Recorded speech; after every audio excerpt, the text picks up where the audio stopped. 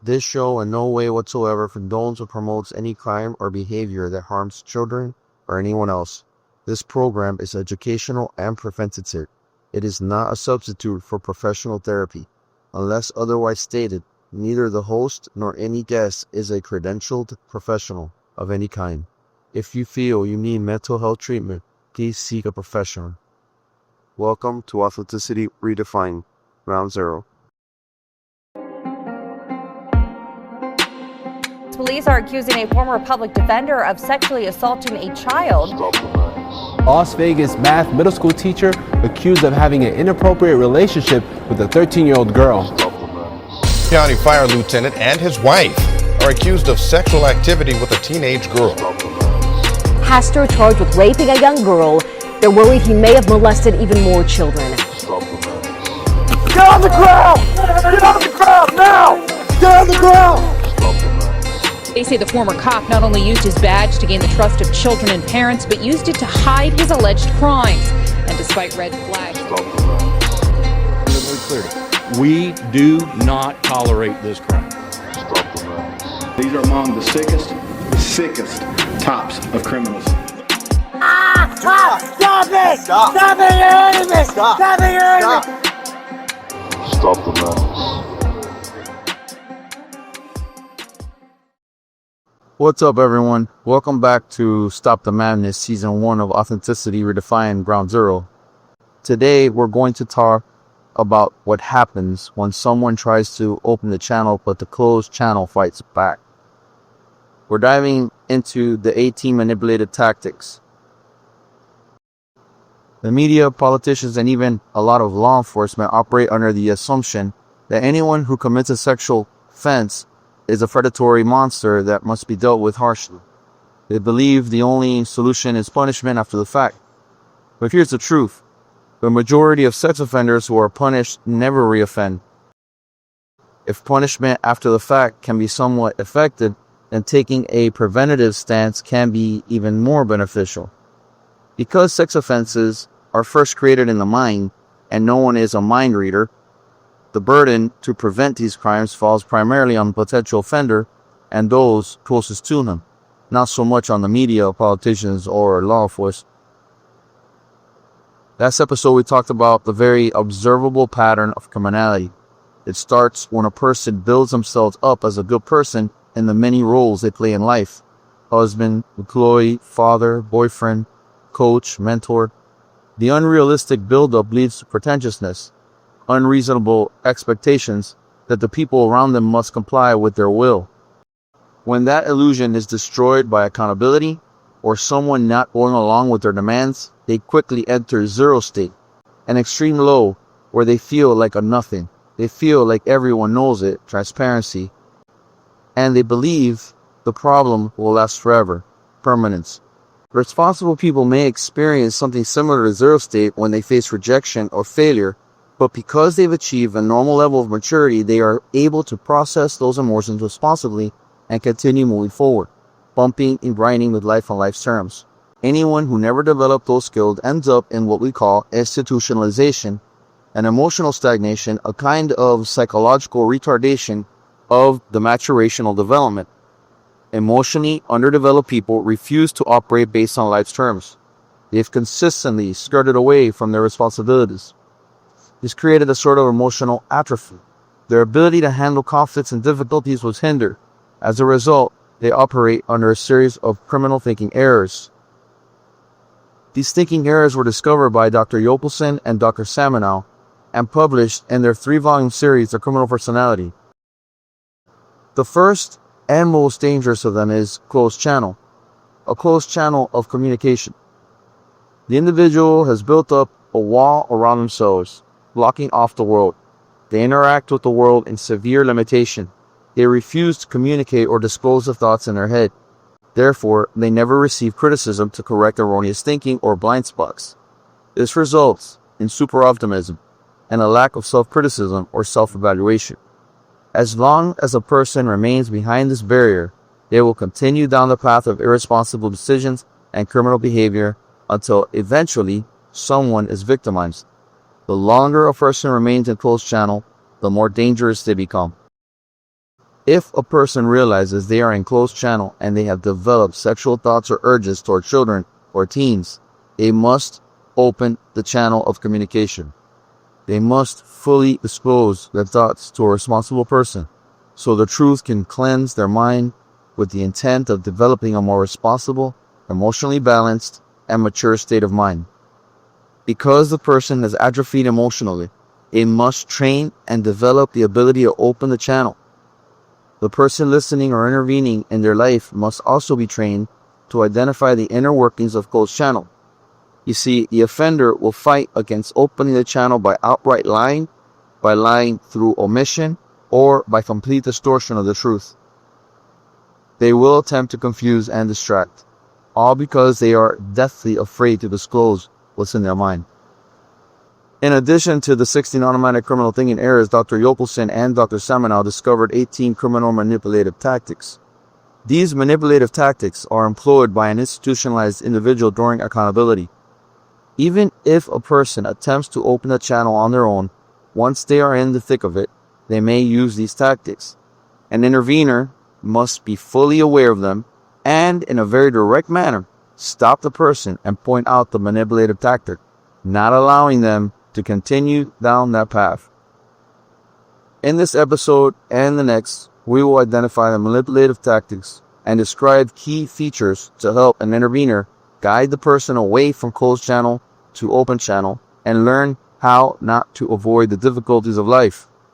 By consistently pointing out these manipulative tactics, helping the person communicate the truth, pointing out the thinking errors and correcting them, a person will slowly develop the maturity needed to live a responsible life. The key to being successful in this endeavor is patience. This is not a quick fix. Correcting closed channel and erroneous thinking is not something that will happen overnight. The point is to identify the danger by remaining consistent and open. The intervener must also be open. It cannot allow the awkwardness or discomfort of pointing out a person's manipulative tactics or thinking errors sway them from confronting the criminality head on. Remember that we are trying to protect children. Our goal is to prevent child sexual abuse before it happens. We must strike a balance between a non-aggressive, non-judgmental attitude toward the potential sex offender and a direct, non-yielding approach to intervention. Let's go over the first of the manipulative tactics, building themselves up by putting other people down. All 18 of the manipulative tactics are listed in the comment section below. This is the very beginning of criminality. It is done not only by exaggerating one's own skills and qualities, but also by constant comparison to others. This feature may take a prominent role during a session as the person plays the victim. They may blame everyone from their past that had a hand in raising them. They may blame current circumstances for their thoughts. They may even blame the intervener for not properly intervening. To best address this, establish from the very beginning that the attention or the spotlight is to be placed on the person disclosing and not on anyone else. Establish a hand signal or some other visual cue to stop the person if they begin to put others down or blame others for anything at all. The person must be ever mindful of their own responsibility in causing this problem, mainly not disclosing their thoughts due to their unrealistic expectations and fears. They must not be allowed to divert attention to anyone else's faults. A refusal to comply with this and any other rules established by the intervener means that the person disclosing is in closed channel. Refusing to operate on someone else's terms and lacking in receptivity. A person is not in open channel just because they are disclosing. All three components of closed channel, failure to disclose, lack of receptivity, and a lack of self-criticism, must be corrected to be an open channel. The second manipulative tactic, feeding a person what they think they want to know. This is a very personal manipulative tactic, especially if the offender knows the intervener intimately. Remember that the tendency of a criminal is to remain in closed channel and to not disclose fully what's happening in their mind. They may disclose in a manner that keeps an intervener occupied with what is known to be significant to them while neglecting other key areas. For example, A husband disclosing to his wife may disclose about his anger issues because he knows the wife is completely exhausted dealing with the constant fighting. He keeps her distracted by disclosing the causes of his frustrations and bringing up possible solutions. The wife feels satisfied believing they're making progress. The disclosure may appear to comply with the wife's previous requests. This results in the wife believing the session was successful and can be terminated, all the while never talking about the person's core addiction. The topic is never brought out. Please avoid the all or nothing mentality and remember that one session will not correct the issue. Failure to recognize the manipulative tactics in one session does not mean a complete and total failure. It may be that the intervener realizes they were manipulated later, hours after the session. Should that happen, write down the specific tactics used and begin the next session by bringing up the discloser's attempts to manipulate and identify the areas not addressed. The third manipulative tactic, feeding a person what they think they ought to know. Remember that a person who is deeply entrenched in the pattern of criminality has at the ready power, control, and excitement to keep them emotionally balanced. By controlling the session, they will keep themselves from having to face discomfort, and so they will only disclose the bare minimum to reach the center. To remedy this, pay close attention to minor inconsistencies in accounts and the glossing over of possibly important information. Language is also very important. Do not take for granted key terms that may be defined differently by the offender. Ask for clarification, ask many questions, and have the person repeat information again if need be. Immediately bring up anything that seems important that was intentionally vague. The fourth manipulative tactic, lying. Lying is the layman's term for closed channel. In short, that is the primary objective of closed channel. There are three types of lies: lies of omission, lies of commission, and lies of distortion. The biggest challenge for the intervener is to identify lies of omission or failure to disclose vital information. It is important that one establish from the beginning that there can be absolutely no lying tolerated at all, and define lies of omission as lies. Explain to the discloser that any and all lies discovered will be called out and that you fully expect lies in all three forms as a means to remain in closed channel. Remind the potential offender that they are only as sick as their secrets and that they must fully disclose what's happening in their minds or risk continuing down the path of offense. Lying is a form of thrusting for power, control, and sanity. The fifth manipulative tactic, vagueness. Vagueness is self-explanatory and mentioned previously. It is isolated to bring up the need for full and complete awareness by the intervener, as this is a very subtle way of remaining in closed channel. An example may be answering yes to having been watching pornography, but not disclosing the type of pornography. It is important to know here that although we're isolating these tactics for the sake of clarity, these manipulative tactics form patterns with one another, and where vagueness ends, confession begins. As seen outright, if a person is being vague, can prompt them to be more specific. The sixth manipulative tactic, attempting to confuse. This can be done by bringing up potential causes or causation. In earlier episodes, we discussed how looking at causes for criminality has proven to be ineffective at preventing crime. Yet, it is very effective in confusing an intervener by going down the rabbit hole of potential reasons for the criminality. It's a never-ending story that will do nothing but keep a person from personal responsibility and opening the channel of honest communication.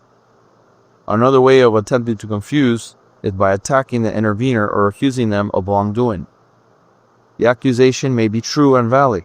The intervener may have in fact exercised their humanity as an imperfect person, but the open channel session time is not meant for the intervener.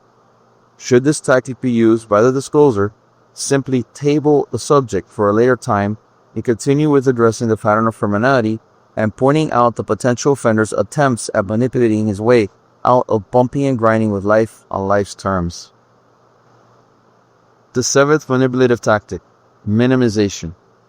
If, say, a person is disclosing the fact that they are fantasizing about a minor, they may minimize by pointing out their age, as in saying, well, at least they are a teenager and not 6. They may point to other districts, states, nations, or cultures where the laws lower the age of consent. They may even minimize their actions regardless of the age. Well, it's not like I want to rape anyone. Never allow even the slightest attempts to minimize irresponsible behavior. Nothing excuses the motive to achieve an emotional balance with thrusting for power, control, or excitement. Cultures and local laws vary for a reason, and it does matter. Where are you now, you might ask? Research the reasons why laws vary in different regions and point that out emphatically. Remember that part of guiding a person toward responsible thinking is educating them. Remember that these people are emotionally stagnated and psychologically retarded. They are stunted in emotional growth. In many ways, they are just like a child. They must be taught, informed, and educated. The 8th manipulative tactic, diversion. In reality, all the 18 manipulative tactics are an attempt to divert attention away from the truth. They keep a person in closed channel. It is imperative that this be addressed and pointed out at the beginning of every session. This is an inevitable issue that will be in constant play throughout the entire process and will continue for years. Until a person is willing to confront themselves and the hearts and minds of others, he is running. Until he suffers them to tell his secrets, he has no safety from them. Afraid to be known, they will know neither themselves nor another. They will be alone. Getting a person out of closed channel requires work. Preventing child sexual abuse is everyone's moral responsibility. We must break free from emotional responses and address this issue with reason and logic. It's how we stop the madness for those with deviant sexual thoughts, and how we stop the madness of draconian, ineffective policies that focus on punishment and not prevention. In the next episode, we will continue explaining the remaining manipulative tactics. Don't miss it. Until next time, take care.